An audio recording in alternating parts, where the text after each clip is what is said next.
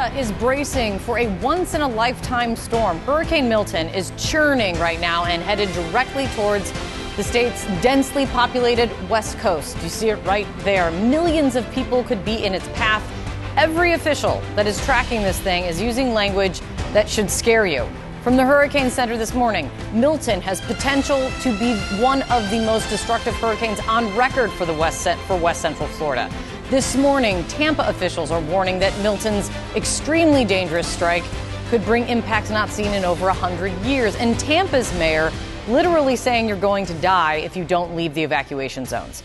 Take a look at this storm from space. This is the view right now from NASA and NOAA. This thing is huge. So far, Milton is one of the top 10 strongest hurricanes ever recorded in the Atlantic. It is the strongest storm to occur anywhere on the planet this year.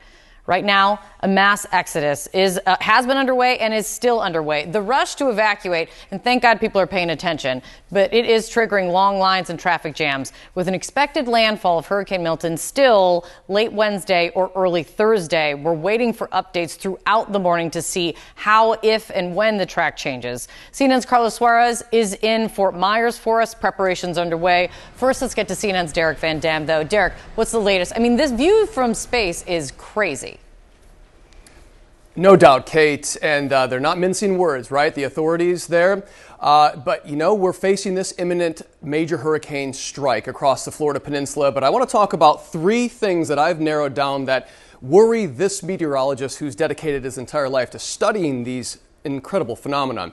That is the fact of this trajectory of the storm, the expanding wind field, and also the fact that this will be a nighttime or likely a nighttime landfall that will complicate the scenario. 155 mile per hour winds. I want to talk about this trajectory. Okay, this is not a side swipe to the state of Florida or the Florida Peninsula as if you were driving a vehicle and another car side swipes you. This will be a T-bone crash, and what that means is it will maximize the energy potential with this approaching hurricane. So even though we have a weakening storm on approach, it still has all that pent-up energy as it reaches the coastline of Florida. The expanding wind field, this is a second concern for this meteorologist. It will double in size as it leaves the Yucatan Peninsula now and makes its way towards Florida.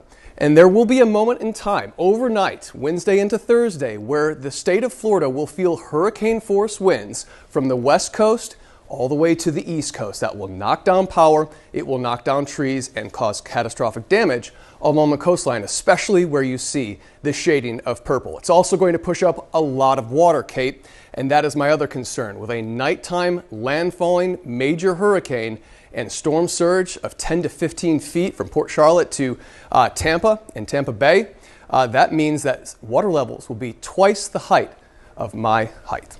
Just incredible. There's so many facets to this storm. The flash flood threat cannot be minimized. We have an extremely rare high risk of flash flooding on Wednesday for the state. So that's something to consider as well.